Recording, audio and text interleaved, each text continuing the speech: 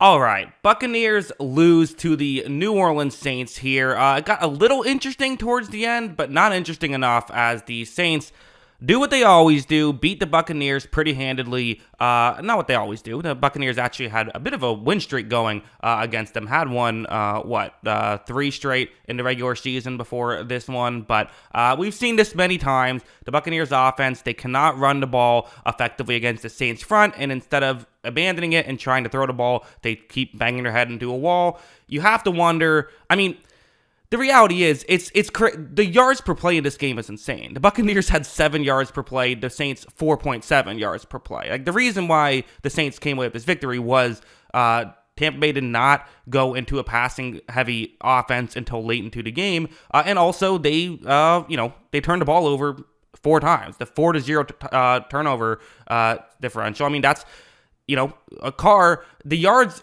The stat line won't do Carr justice. Carr played a very good game in this one, and Carr did a great job, I thought, at protecting the football and making sure that he, just on third downs, was able to get the ball in the right spot. He actually, I thought, played very well in this game.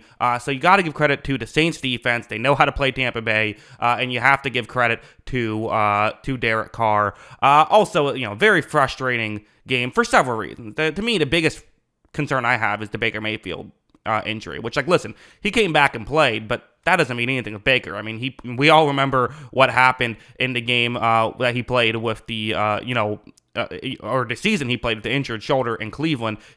And it's that same shoulder that he got banged up, and he looked, hurt out there. So I hope it's no big deal. I hope Baker Mayfield is okay, but that's a real concern. Because for Tampa Bay, listen, losing this game sucks.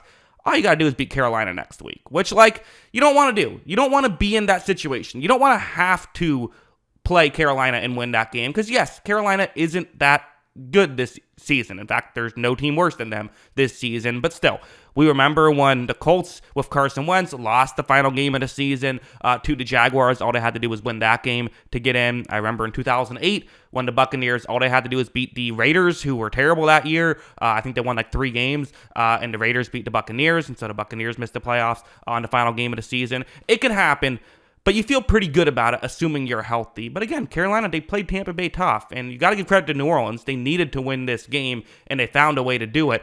But, especially the way that game went, this definitely felt in many ways like Tampa Bay beat themselves. No play more summarized it than the long Trey Palmer catch, only to fumble on the ground, which is an unfortunate break, really. You got to hold on to the football, Palmer does, but if he gets into the end zone, you wonder what happens. I still think that, even if Tampa Bay didn't make these mistakes, I still think the Saints, it's a different game, right? Yes, the yards per play was dramatic in Tampa Bay's favor, but at the same time for the Saints, it's a little bit, they would be playing the second half differently if they weren't, up a ton. So it's not quite that simple like you could easily make it out to be. That being said, there were a ton of errors in this game, and it's a typical situation when you look at a game where one team heavily outgains the other team in terms of on a per play basis. And the reason why the other team wins is largely due to turnovers and things of that nature. Typically, what I do, watching the game is I'll say, okay, well, that's probably at least to some degree luck-based. I don't know how repeatable that is. It's also fair to say big reason why Tampa Bay won last time was because of turnovers, right? That's kind of how these two teams, the way they play, is they kind of want to force things to be, long drives, force the other team into turnovers. Yes, turnover differential 4-0. A part of that is the Saints having 0. You got to give them credit for what they did, but also, if these two teams play again, does that happen again? All that being said, that doesn't really matter. I think there might actually technically be a chance where both teams could get into the playoffs, but that's probably not going to happen. Probably only one of these teams will get into the playoffs. I'm assuming they won't play each other again. So for Tampa Bay, which again, this is for Bucs fans here, or if you want to hear Bucs fans' thoughts on this, moving forward, the way you look at this is the Saints historically just play well against Tampa Bay. This is a defense that's almost built in a lab to play the Buccaneers tough, right? It just is what it is. So when you're in the situation like that and you actually, play it relatively tough, you could look at it both ways, but it's a disappointment. It is. There's no getting around it. It's a disappointment, but it's not necessarily the disaster that you could make it out to be. Again, I was on this channel when the Buccaneers lost 38-3, in a primetime game, and I said, let's just be honest, the Buccaneers aren't a Super Bowl team. They won the Super Bowl that year. So losing this game is not... It stings because you have to win next week. It's okay in a vacuum, and it stings because Mayfield is banged up. And that's, to me, the biggest concerns. You would have loved to win it, but at the same time, this is where all that good work they did this past month comes into play, right? Because if they didn't beat Green Bay, if they didn't beat Atlanta, or if they didn't beat if they lost one of these games, well, then they'd be in a disastrous situation. Then they'd essentially be out at that point if they didn't go on this big win streak. So that's the benefit of this, is it gave you the luxury where you didn't have to win this game, because it kind of felt like this was going to decide the division. Now it's not necessarily that way. Just have to beat Carolina. You're in a decent spot, again, assuming there is the health thing.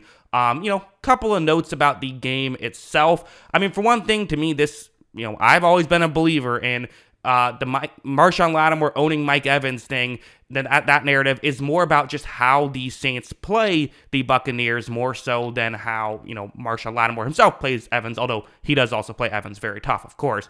And I think this game, again, Evans ended up with 70 yards, had a big gain, though, late in the game when they shifted how they were playing defense a little bit. For the most part, they did a good job against Mike Evans, as they tend to do, because they double him all game. That's the way you do it, right? You double Mike Evans all game, you have two safety deep coverages, and they can still stop the run because they have so many big bodies in the interior defensive line. So their ability to continuously do that is, that's how they're able to often shut down this team, which means you have to get more creative and throw the ball downfield and take more chances, which worked once they started doing that, but it was too little too late, which is frustrating.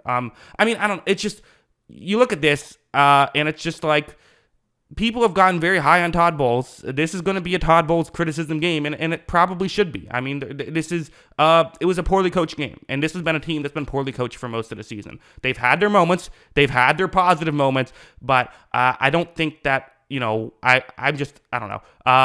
I think Todd Bowles was in a situation where I think he was like guaranteed to keep his job, even if they got blown out week one in wild card round. I don't think it's a guarantee now. I think that if they lose next week, I think he's done. He's straight up out. If he wins, they have to at least, I think, play competitive in wild card round for him to keep his job. That's kind of where I view all of that. But yeah.